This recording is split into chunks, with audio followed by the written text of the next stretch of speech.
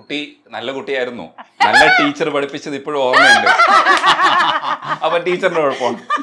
രാവിലെ തൊട്ട് നൈറ്റ് വരെ ഇങ്ങനെ ഫുൾ ക്ലാസ്,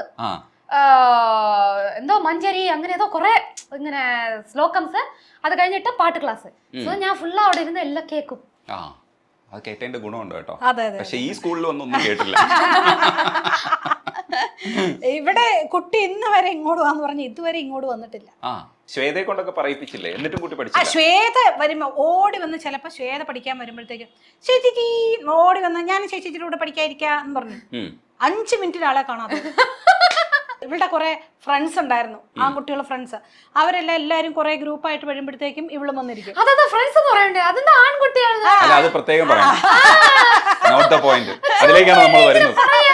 അപ്പോഴാ വന്നിരിക്കും. പക്ഷെ അവിടെയും 10 മിനിറ്റ് എന്നാൽ അവരെങ്കിലും ഇരിക്കുമ്പോൾ ശരി വന്നിരിക്കുമല്ലോ എന്ന് വിചാരിച്ചാൽ 10 മിനിറ്റ്. അത് എന്താ റീസൺ എന്ന് പറഞ്ഞാൽ, നമ്മളിപ്പം കർണാട്ടിക് മ്യൂസിക് എങ്ങനെയാണെന്ന് വെച്ചാൽ കീർത്തനങ്ങൾ എന്ന് പറഞ്ഞാൽ ഒരു പല്ലവി തന്നെ ഒരു 10-8 സംഗതികൾ. എനിക്കെന്താ ഒരേ ലൈന് എന്തിനാ ഇത്ര പാടി സംഗതി ഒരേ ലൈന് എങ്ങനെ ഇത്ര പാടി പാടുന്നേ? അതാണ് പൊറുമില്ലാത്തത്. ക്ലാസിക്കൽ പഠിക്കാൻ എനിക്ക് പൊറുമില്ല. എനിക്ക് സമ്മതമില്ല. ഒരേ ലൈൻ എന്തിനാ ഇത്രയും പ്രാവശ്യം ആവർത്തിക്കുന്നത്? പക്ഷെ അതാണ് ആ പാടുന്നതാണ്, ആ പഴ സംഗതി എടുത്ത് പാടുന്നതാണ് നമ്മളുടെ ത്രോട്ടിന് കൊടുക്കുന്ന ഒരു കട്ടി, ആ ഒരു സൈക്കിൾ ബാലൻസ് എന്ന് പറയുന്നത്. ഇപ്പൊ ഇവള് പക്ഷെ ഉള്ളത് തുറന്നു പറയാനുള്ള 5 മിനിറ്റ് കൊണ്ട് പഠിക്കും. എളുപ്പം സംഗതികൾ ഇവള് ക്യാച്ച് ചെയ്യും. നല്ല ഗ്രാസ്പിംഗ് പവറാണ്. ഞാൻ പണ്ട് അങ്ങനെയായിരുന്നു. അപ്പൊ അതുകൊണ്ട് ബാക്കി എല്ലാരും പാടുന്ന നമുക്ക് ബോറടിക്കണമെന്ന്. അതുകൊണ്ടാ കുട്ടി പഠിക്കാത്തത് അല്ലേ? കുട്ടി അതുകൊണ്ടാണ്. എന്നാ തന്നെ വരുവോ? ഇപ്പൊ ഞാൻ ചോദിച്ചു എന്നെ പഠിപ്പിച്ചാന്ന്. ഇപ്പല്ലേ ടൈം ഇല്ലാന്ന് അമ്മാണ് പറഞ്ഞു. എനിക്ക് ടൈം ഇല്ല. നീ പറയുമ്പോ എനിക്ക് പഠിപ്പിക്കാൻ പറ്റും. അതെ, ആരെയൊക്കെ പഠിപ്പിക്കാൻ നിഷേധിച്ചിട്ടുണ്ടെന്നുള്ള എനിക്കറിയാം. അത് അതിലേക്ക് വരാം. അതെ അതെ അതെ. ഈ ധനുഷ് പഠിക്കാൻ വന്നിട്ടുണ്ടായിരുന്നത് ഏത് ടൈമിലാണ്? അത് ഓൺലൈന് കുറച്ച് നാളെ പഠിച്ചുള്ളൂ കേട്ടോ. കൊറോണ ടൈമില് ശ്വേത ഇങ്ങനെ ചേച്ചി ഇങ്ങനെ ധനുഷ് ചോദിക്കുന്നു, ഇങ്ങനെ നമ്പർ കൊടുത്തോട്ടെ എന്ന് ചോദിച്ചപ്പോൾ നമ്പർ കൊടുത്തു. അപ്പോൾ എൻ്റെ അടുത്ത് ഹായ് മാഡം, ഞാൻ ധനുഷ് എന്നും പറഞ്ഞു. അപ്പോൾ ഞാൻ എൻ്റെ കാര്യങ്ങളെല്ലാം പറഞ്ഞു. ഇങ്ങനെയാണ് ക്ലാസ്സാണ്, അതാ കണ്ടീഷൻസ് ഒക്കെ ഓക്കെയാണ്, ഒന്നും അതൊരു പ്രശ്നമില്ല. നല്ല സ്റ്റുഡൻ്റ് ആയിരുന്നു, നല്ല സ്റ്റുഡൻ്റ് ആയിരുന്നു. കറക്റ്റ് എനിക്ക് എപ്പോഴും അറിയാം, ഒരു 11 രാവിലെ ഓൺലൈനാട്ടോ, കറക്റ്റ് 11 ആകുമ്പോഴേ കറക്റ്റ് വിളിക്കും. കറക്റ്റ് 12:01 പോവില്ല. ടൈം വാച്ച് രാവിലെ മറ്റേ വിഭൂതിയെല്ലാം ഇട്ട് രുദ്രാക്ഷമൊക്കെ ഇട്ട് ഇങ്ങനെ വന്നിരിക്കും. അവിടുന്ന് എനിക്ക് പുക കാണാം, ഇങ്ങനെ ഭസ്മവും അല്ല മറ്റേ എന്താണ് സാമ്പ്രാണി തിരിവൂത് ഇതെല്ലാം വച്ച്. സോ കറക്റ്റായിട്ട് പഠിച്ചുകൊണ്ടിരുന്നു. പക്ഷേ അത് കഴിഞ്ഞ് കൊറോണ നേരം കഴിഞ്ഞപ്പോൾ എൻ്റെ അടുത്ത് നേരത്തെ പറഞ്ഞിരുന്നു, ഞാൻ എനിക്ക് ചിലപ്പം വരാൻ പറ്റുമോ അറിയില്ല കണ്ടിന്യൂ ചെയ്യാൻ. കാരണം US പോയി, പിന്നെ ഡൽഹിയിൽ ഹിന്ദിയിലൊക്കെ അഭിനയിച്ച് അങ്ങനെ പുള്ളി അങ്ങ് തിരക്കായി പോയി.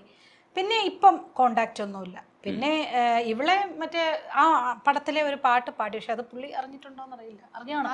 ഓഫ് കോഴ്സ് അറിഞ്ഞാണ്. അത് വേറെ തിരക്കിട്ടുണ്ടാവും ആരാ പാടിയെന്നൊക്കെ. റഹ്മാൻ സാറിന്റെ അടുത്ത് ഇത് എത്തിയിട്ടുണ്ടായിരിക്കോ ശിവാംഗിയുടെ? റഹ്മാൻ സാറിന് ഇവളുടെ സൗണ്ട് ഭയങ്കര ഇഷ്ടമാണ്. ഇത് അവര് പുള്ളിയെ പറഞ്ഞില്ലേ പറഞ്ഞ വീഡിയോ ഉണ്ടല്ലോ പറഞ്ഞത്. ഹണി, നിങ്ങൾക്ക് ഹണി വോയിസ് എന്ന് പറഞ്ഞു. അതുപോലെ സാർ എന്തെങ്കിലും അഡ്രസ് ചെയ്ത പോരെ? നിങ്ങൾക്ക് ആർക്കെങ്കിലും നിങ്ങളുടെ കിച്ചണിൽ ഹണി ഇല്ലെങ്കിൽ ശിവാംഗിയുടെ വോയിസ് ഇട്ടാ മതി. അതാണ് ഞാൻ പറഞ്ഞത്, അത്രേ പറഞ്ഞോളൂ. അത്രയൊക്കെ പറഞ്ഞില്ലേ? എന്താണ് സാറിന്റെ വായിക്കാത്തത് അത്രയൊക്കെ കേൾക്കാന്ന് പറയാം. സാറ് ഞങ്ങൾ ഇപ്പൊ ഞാനും വിനീത് ശ്രീനിവാസൻ നമ്മളുടെ ഇന്റർവ്യൂവിന്റെ ചെറിയൊരു ഭാഗം ഇട്ടപ്പോ ഉണ്ടല്ലോ, എനിക്കിങ്ങനെ ധരിച്ചു വന്നു.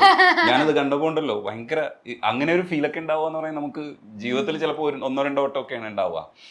അതേപോലെ തന്നെ നമ്മുടെ ഇവിടെ ശിവാംഗി പഠിക്കണം എന്നുള്ളത് നമുക്ക് ആഗ്രഹമുണ്ട്. പക്ഷെ അങ്ങനെ വിട്ടുകളയാൻ തീരുമാനിക്കുന്നത് എന്തുകൊണ്ടാണ്? ഇവളുടെ കുസൃതി അത്രയ്ക്കും മേലെയായിരുന്നു. അതെ അതെ, മറ്റു പിള്ളേരെ എല്ലാം എനിക്ക് നിലയ്ക്ക് നിർത്താൻ പറ്റും, എന്റെ പിള്ളേരെ നിലയ്ക്ക് നിർത്താൻ പറ്റില്ല.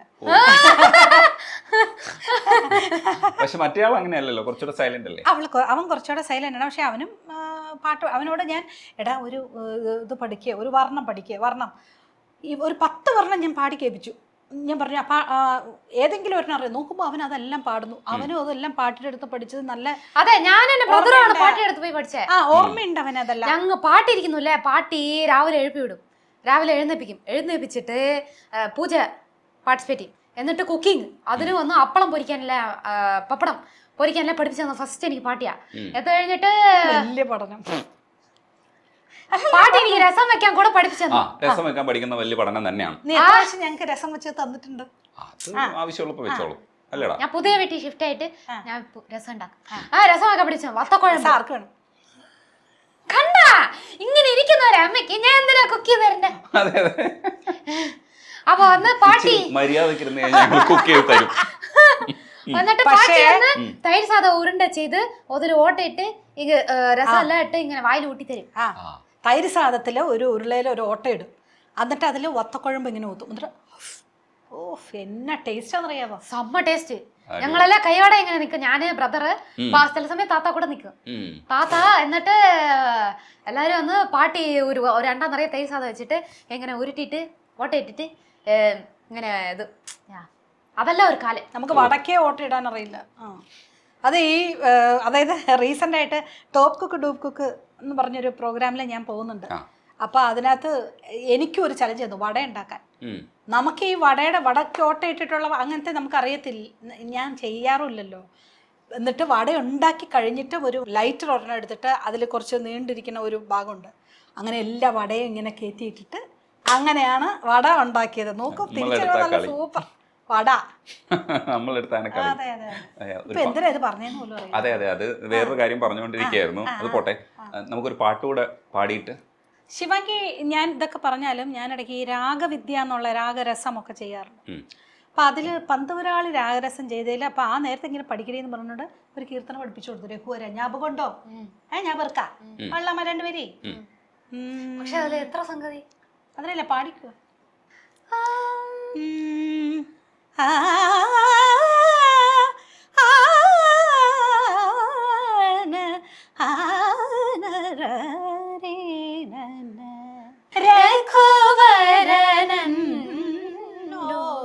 മരവത ഗുണ രാമ രഘുവര നന്നു മരവത ഗുണ രാമ രഘുവര നന്നു മരവത ഗുണ രാമ രഘുവര നന്നു മരവത ഗുണ രാമ രഘുവര നന്നു മരവത ഗുണ.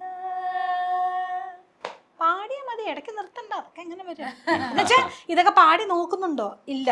അപ്പൊ ഇതുപോലെ കൺഫ്യൂഷൻ വരും. അയ്യോ, എനിക്ക് പഠിപ്പിച്ച സംഗതി വേറെ, ഇപ്പൊ പാടിയത് വേറെ. അവിടെ മാറ്റി പാടിയിട്ട് മനോധർമ്മം അനുസരിച്ച് മാറ്റുകയാണ്. എന്നെ പഠിപ്പിച്ച വാക്കാണ് കേട്ടോ. എന്നെ കുറച്ച് തേർഡ് സംഗതി ആക്ച്വലി ഈ പാട്ടിന് 7-8 സംഗതി ഉണ്ട്. 7-8 സംഗതി ഉണ്ട്. അത് 3 പിരിച്ചത് നീ പറഞ്ഞില്ല. അതെ അതെ അതെ അതെ, അത് കയറി പാടിയിട്ട് ചുമ്മാ ഫൗള് കളിച്ചിട്ട് നമ്മൾ എടുത്ത് പറയണ്ടേ. പിന്നെ ഇതെന്ത് കളിച്ചാലും എനിക്കൊന്നും മനസ്സിലാവുന്നില്ല. മുന്തേനകത്ത് കൂടെ എടി രജനീഷ് വരുന്നുണ്ട്. അത് പറയാം. രജനീഷ് വരുന്നുണ്ട്. രജനീഷ് വരുന്നുണ്ട്, നമുക്ക് രഘുവര പാടാന്ന് പറഞ്ഞു. അപ്പൊ ഞാൻ പറഞ്ഞു എത്ര സംഗതി ഉണ്ടോ അത് വോയിസ് നോട്ട് അയക്കാൻ പറഞ്ഞു. ഇനി ഒരിക്കലും അയച്ചില്ല. എന്നിട്ട് ആ കുട്ടിയെ പറ്റിച്ചതാണ്. പഠിച്ച കുട്ടി വോയിസ് നോട്ട് അയക്കാൻ പറഞ്ഞത് ശരിയാണ്. അതൊരു 4 സംഗതിയിൽ ഒതുക്കാന്നാണ് ശിവാനി വിചാരിച്ചത്. ഇപ്പൊ എത്ര സംഗതിയായി? അതെ, ഇവർക്ക് ഇഷ്ടമുള്ളത് അനുസരിച്ച് പാടുക, എന്നിട്ട് മനോധർമ്മവും കൂടെ പാടുക, എന്നിട്ട് നമ്മളെ കുറ്റം പറയുക. നടക്കൂടാ അത്. ഇങ്ങനെ സത്യമൊക്കെ വിളിച്ചു പറയാൻ പാടില്ല. ഞാനാണെ അത് പുതുതായിട്ട് പാടും. ടീച്ചറാ, വലിയ ടീച്ചറാ.